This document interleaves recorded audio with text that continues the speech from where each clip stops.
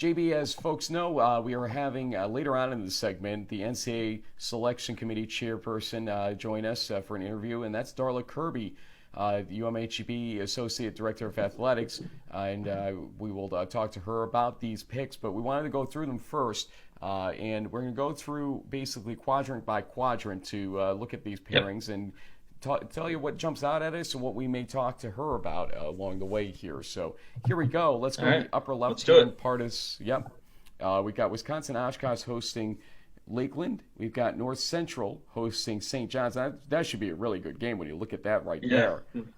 Yeah. Well, yeah. That's like a quarterfinals type game. Yo, absolutely. Wartburg hosting Franklin also could be interesting, even though Franklin's got 2 losses. They're against pretty good teams ultimately. And Trine hosting Monmouth of Illinois. So what jumps out at you in that quadrant right now, JB? The wild card for me, Frank, is really Wartburg. And if they are potentially the number 2 seed in this bracket, which sometimes is how they're set up, although we'll talk about this later on, how that might not be off. I really don't know much about them other than, they've won all their games, but there isn't any one on their schedule that jumps out with a big sort of wow factor. So hard to say how competitive this bracket will be. I know that the winner of the North Central St. John's game will give Oshkosh a good run for their money. Other than that, those are the 2 things that really stood out for me. Let's go to the bottom left quadrant at this point, and Mount Union. There they are, and they are going to be hosting Washington and Lee. Sorry, Adam Turr, our colleague over at D3Football.com. You are the grand winner this year of the Mount Union. Yeah, you're the Hobart of 2017. It's an in thing, I hear. Illinois Wesleyan hosting Case Western Reserve, who is lucky to even be in this field. I mean, for all intents and purposes, they should have lost yesterday with 1:24 left, and somehow they got the ball back and blocked the punt for a touchdown, went to overtime, and won. Yeah, I actually turned the game off when I saw them taking a knee. I had to go run out and do something. I was like, this game is over, and then check Twitter a little while later, and I'm going, holy cow. Washington Jefferson beats Johns Hopkins, and there's an interesting question here about whether or not Washington Jefferson's listed as the 2-seeder now, but we believe in reality that it's actually Wittenberg that's the 2-seed in this process. They are hosting Frostburg State. Yeah, which was one of the things we were kind of wondering about for the East region would be whether or not the Bobcats would get into the field. They almost didn't. They needed a touchdown in double overtime to outlast Salisbury, but hey, they just squeaked it in as a Pool C team. So congratulations to them. Tough draw with Wittenberg, but the Bobcats made it. In the upper right-hand quadrant, Mary Hardin-Baylor will host Chapman. There's a flight involved there. Linfield hosting Hardin-Simmons. There's a flight involved there. St. Thomas hosts Eureka, and Berry hosts Huntington. And one would wonder, this is what jumps out at me, the Hardin-Simmons situation here, they could face UMHB in the second round. And one wonders, there's a lot of mandatory travel. I mean, the winner of the 3rd game I mentioned will be traveling by air to the winner of the 4th game I mentioned there, most likely. Mm-hmm. And so why not try to shift Hardin-Simmons around in a way that they were in the bottom half of that instead of the top half of that if that travel is going to be mandatory anyway? Yeah, this is definitely going to probably be the bracket that most people kind of struggle wrapping their heads around. I mean, on one hand, you could say, for the defending champs, it's not really a tough, it's actually a tougher, run to be the number 1 probably overall seed to have to face Hardin-Simmons and then potentially St. Thomas in back-to-back games, assuming things sort of play out the way they're seeded. But yeah, I mean, you have Berry down in Georgia, you have Minnesota, you've got, I think, Tennessee, Texas, Oregon, California. This is definitely the most spread out bracket, and it doesn't make anything easier for the crew with some of the teams that they may end up playing on the way to the Final Four.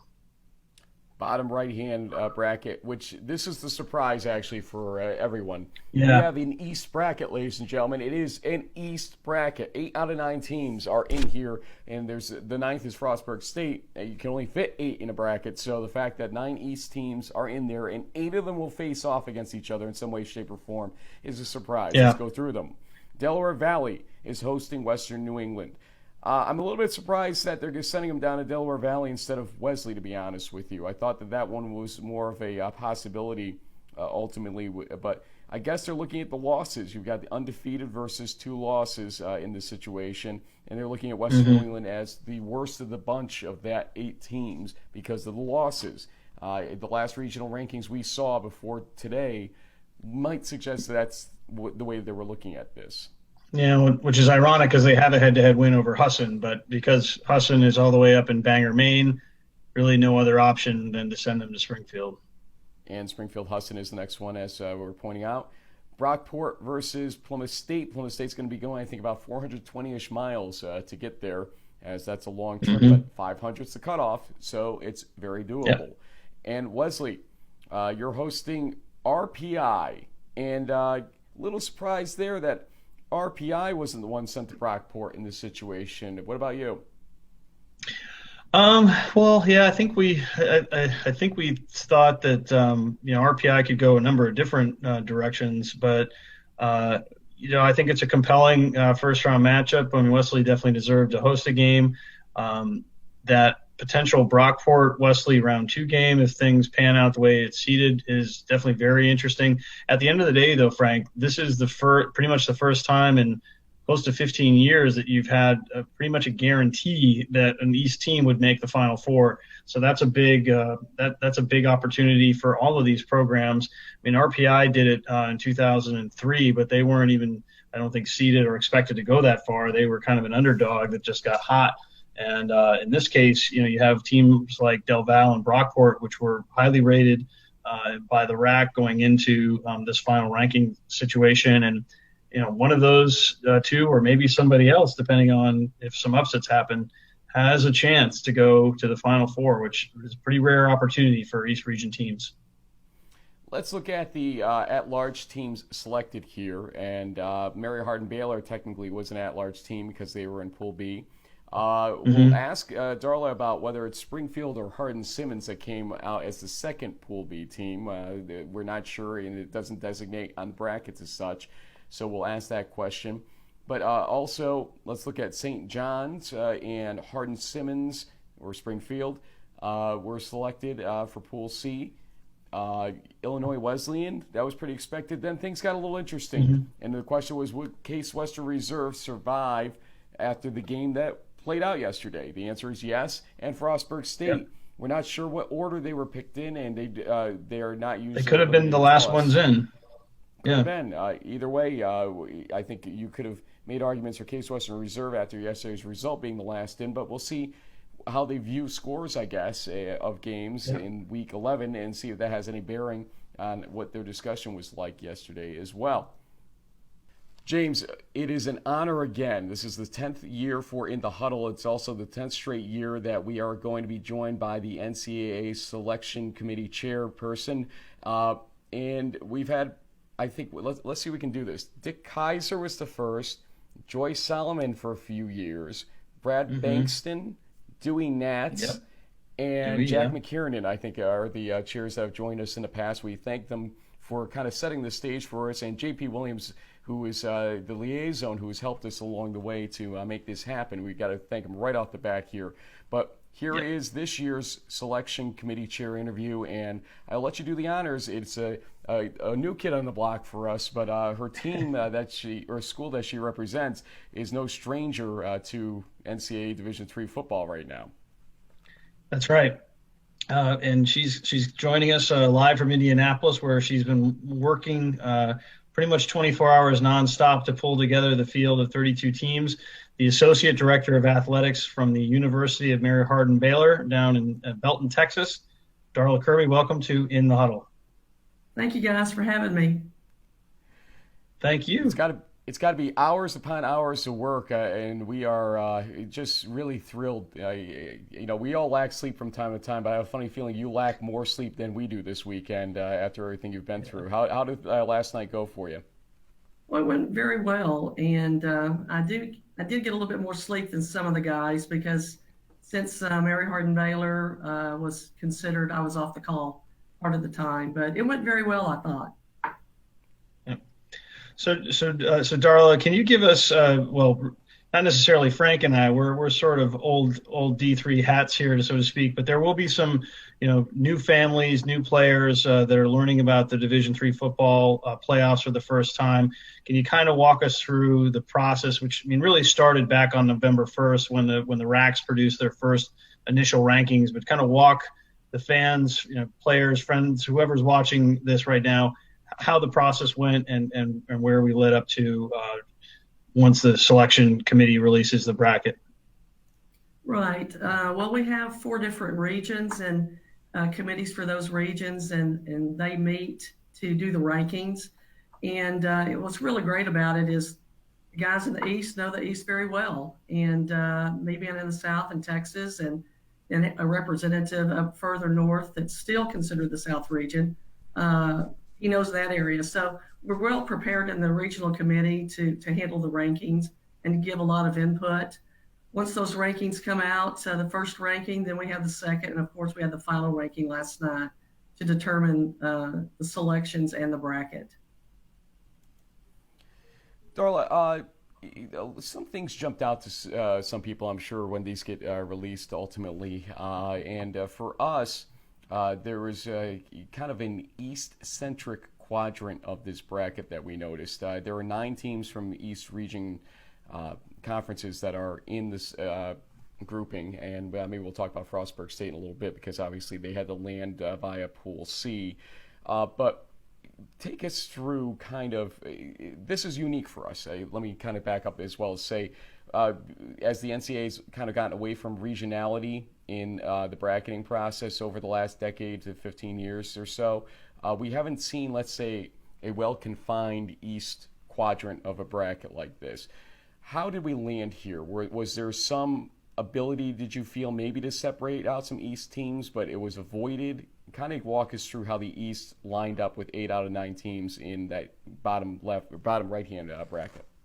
Right. When I first saw the bracket this morning, that was something different. I had not seen that before. But what drives that, of course, is you do look at the rankings and want to pair according to the rankings if possible. Most of that is driven by geography. And when you have Husson and you have Springfield up there, the upper northeast, you're kind of limited who can travel there or where they can travel. So it all kind of dominoes from the teams on the outlier parts of the country and how that drives the bracket. Kind of the blame Husson mentality that some people have jokingly said over the years. Yeah. Also, there's another kind of geography, regionality question that kind of comes up in what I would call the travel bracket or the upper right-hand bracket, where you have the Texas teams, including Mary Hardin-Baylor, who obviously congratulations to your school on another great season this season. A little bit of a struggle against East Texas Baptist yesterday, but hey, it wouldn't be 10-0 without a little bit of an interesting finish here and there. But there is a team that played them very well named Hardin-Simmons. I think you've heard of them as well, who could face them again in the second round. And some people would be disappointed, I think, to see that if it happens so early on. Rematches are something that some people don't like to see necessarily. And there's a lot of travel that's going to be going on in that top right bracket. And so some folks will say, Darla, why couldn't you put Hardin-Simmons in the lower half of that bracket, for instance? What would your response be to them at that point? Well, we come back to the same thing. We try to fix it to where there's not as many flights because we are driven by the expense of flights. And if we had moved Hardin-Simmons and Linfield to another bracket, then that would have increased the air flights. And we're trying to keep those to a minimum if possible. So that's the reason, the same concept, the reason the East region and the lower right, they're paired against each other. It's the same reason that you'll see the winner of Hardin-Simmons and Linfield play the winner of Mary Hardin-Baylor and Chapman. Another observation that I made that perhaps, fans who are looking to nitpick at things, might say that, hey, well, why is Mary Hardin-Baylor having to play, potentially Hardin-Simmons and St. Thomas on the way to either quarterfinals or semifinal situation, whereas, Mount Union, who, while they also finished the season undefeated, they're not the defending national champions. You could say maybe they have an easier path.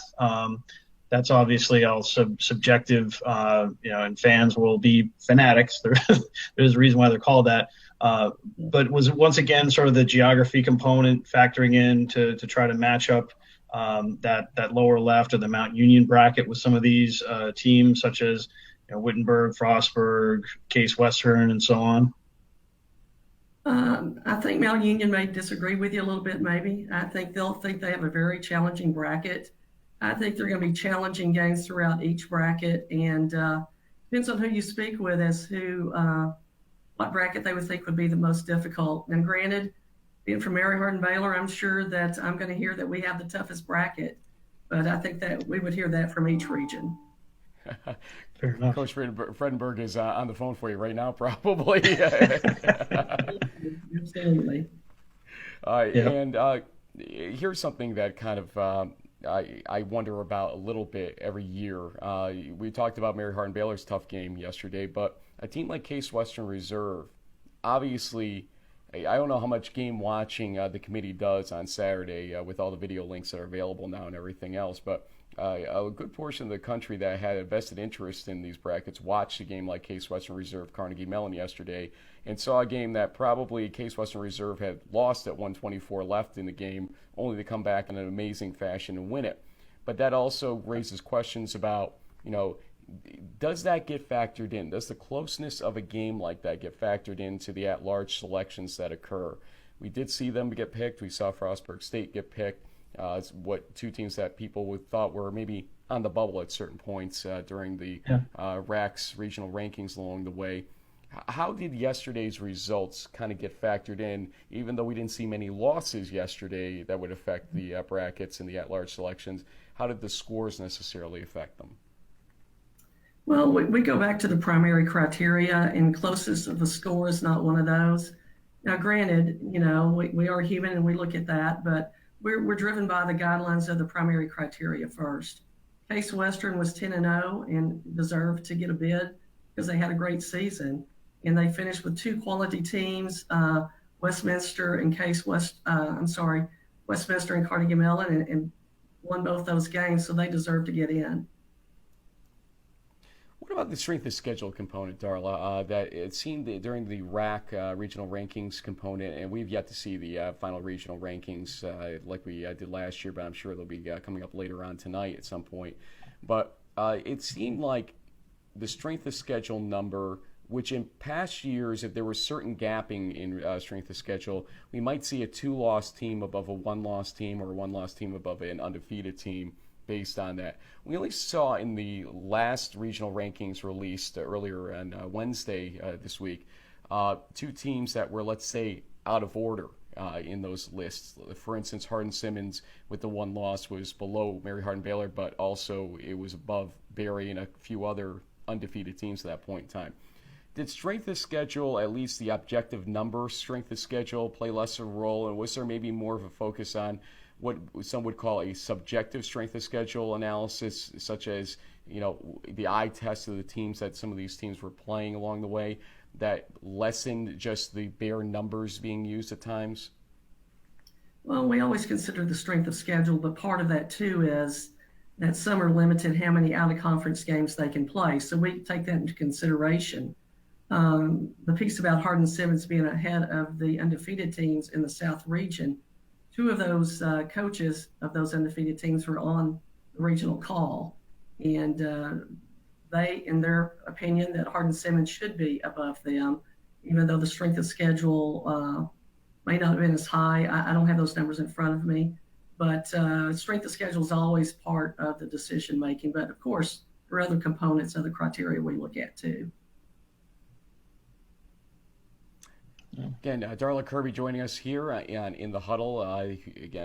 She's had a long week for sure as the selection committee chairperson for the NCAA Division III football selection committee. And, Darla, we always ask our selection committee chair people that have joined us, is there anything that you saw during this process that you wish you could do differently, but because of the way the process is set up via the NCAA's rules, you can't necessarily do right now, but could report back to the committee or to the Athletic Association later on, perhaps? ideas or thoughts that you had? Was there anything that was limiting in your point of view that didn't necessarily allow you to do what you had maybe wanted to do? We always hear money is one of the big things because of the lack of flight ability, and we've kind of touched on that a little bit here, but maybe even expound upon that if that's one thing you'd like to see changed. Well, I think all of us would like to see that change, but there are limits on that, and we work within those parameters. The only thing I'd like is to be able to be part of a bracketing call one time, but that would mean that Mary Hardin Baylor's not being considered, so I'll let that one go. But during the annual meeting, we'll go back and discuss the procedures and see if there's anything we could have done differently to improve the process. But right now, I think it works very well within the parameters we have. JB, I think you have a question. Yeah. One of the things that we've seen over the last couple of years, Darla, with the expansion of Division III football, we're creeping up on 250 teams.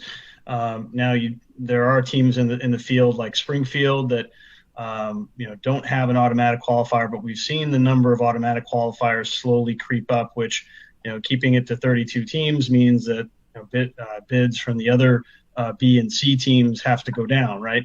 So what do you see kind of looking ahead, sort of the pros and cons of more access via the automatic qualifier versus having potentially one or two more sort of at-large bids like we had a few years ago?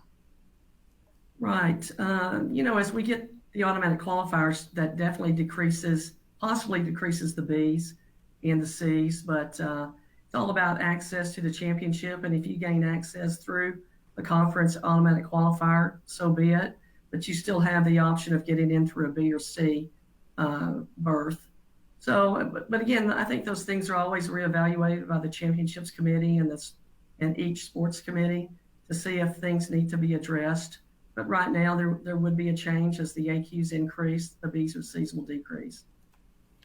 Darla, speaking about Pool B and Pool C possibilities, some were wondering if Springfield or Hardin-Simmons would be the second Pool B team selected. Now, it didn't affect one or the other not being picked ultimately because they were both in the field. But are you at liberty to tell us who the Pool B selections were officially? I'm going to guess Mary Hardin Baylor is one. I'm just going to take a wild guess there. But what about number two, perhaps? That was Springfield College. They were also undefeated, so they got in as the Pool B. Mm-hmm. Very good. So I guess we should wrap up at this point, and we do appreciate your time. Any messages for the teams that maybe weren't selected out there? Things that maybe you feel they could do to change that besides winning games down the line? Does it come down to better scheduling? Does it come down to something else in your mind? But what's your message to the teams that didn't make the field? And there were a lot of quality teams out there and a lot of one-loss teams that did not make this field. More one-loss teams probably that didn't make it than any other year I can remember in the last probably 10 years didn't make this field. So what would your overall message be out there? Well, and we understand as a committee that there are a lot of disappointed teams once this bracket is released. And those teams did everything they could do to get into the championship. It just didn't work out this year. And it's about winning games, but it is difficult to plan for a strength of schedule increase because you may schedule a team and they have a down year and there's nothing you can do about that. But I just say to those teams that didn't make it, I totally understand. We've been there, and I just hate that everyone couldn't play, but that's just not the case. But just a lot of great football, and I think it's just going to keep getting better each year. Yeah. 32 is better than 4. So we'll say that. Make sure Division I isn't with an air shot over there in Indianapolis. They may not like that concept. Those guys do a good job too. They've got a tough job of picking the best 4, so for sure. Oh, absolutely. Yeah. Hey, Darla, I can't remember. Have you been to Salem yet in your tenure? Yes, I've frozen to death the last 2 years. This is my 3rd year committee. Darla, you're not selling me. I'm thinking about flying up from Florida for the game, and you're not really selling me on the benefits of doing this. I don't know. You just have to take a lot of layers, James, a lot of layers. Okay. He's seen pictures of me in a variety of different garb out there over the years, and usually an overcoat to boot. So, Yeah. but we will definitely see you. I will see you. How's that sound?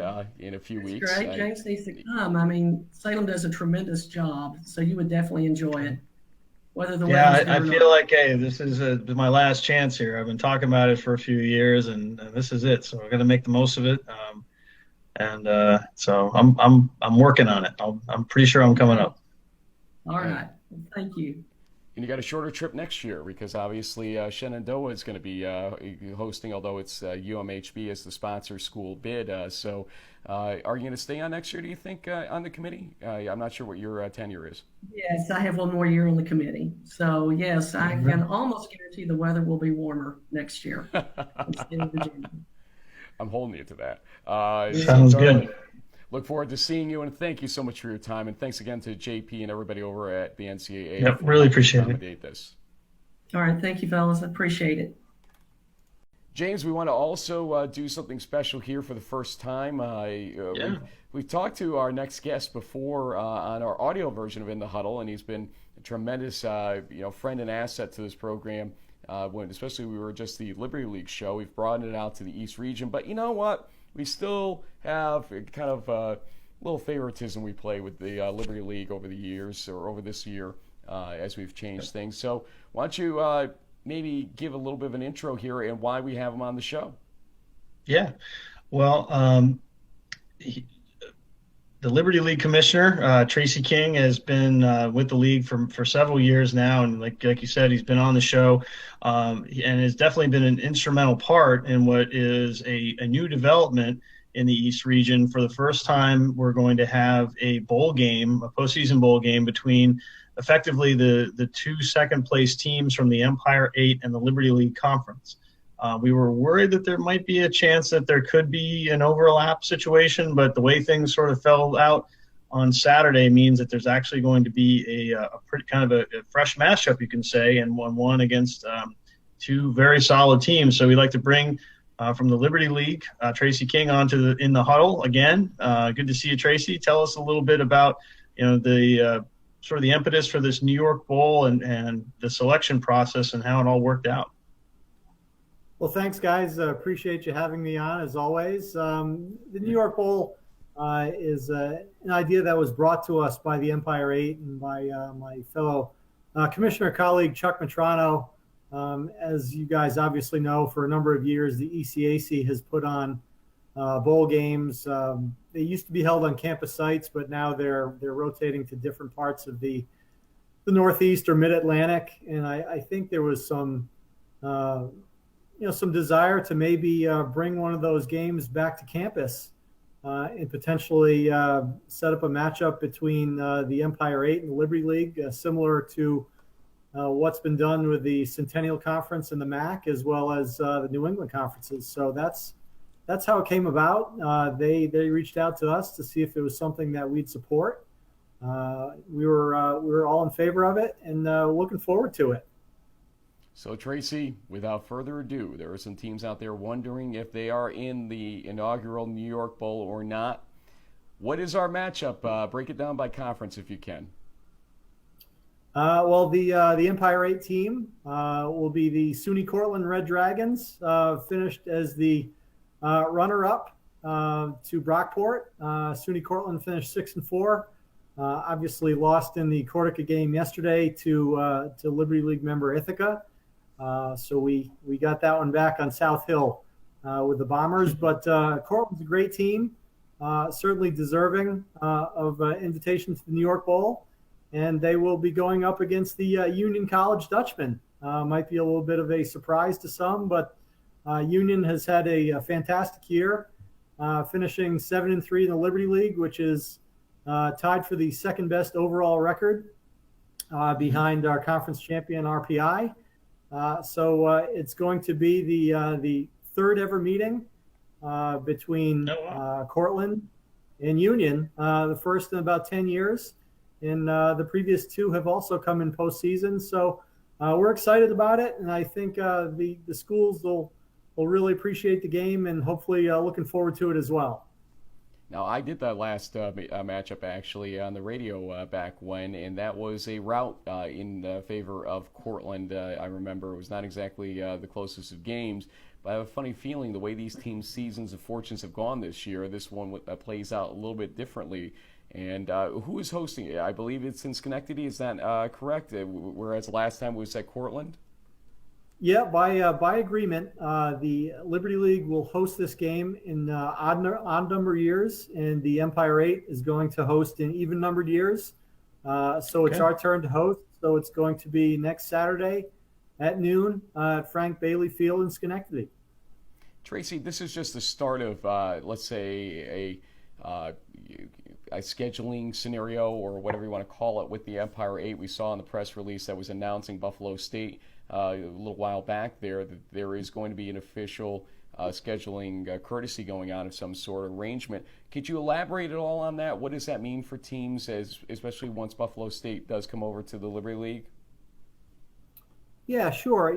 I think to make this work for both the Liberty League and Empire 8, honestly, there was no great advantage to Buffalo State in moving from the Empire 8 to the Liberty League. So for the Liberty League to pick up some games against the Empire 8, it would help us in terms of securing our automatic bid with the 7th team, but it'll also help the Empire 8, where each of their schools is going to get 2 games from Liberty League teams. So it'll help them in terms of filling out their schedules as well. So it's a win for both sides. It's going to give them some games, and it'll give us an AQ. And I think it's, the important thing is it's good for New York football student athletes. It's a win for both sides.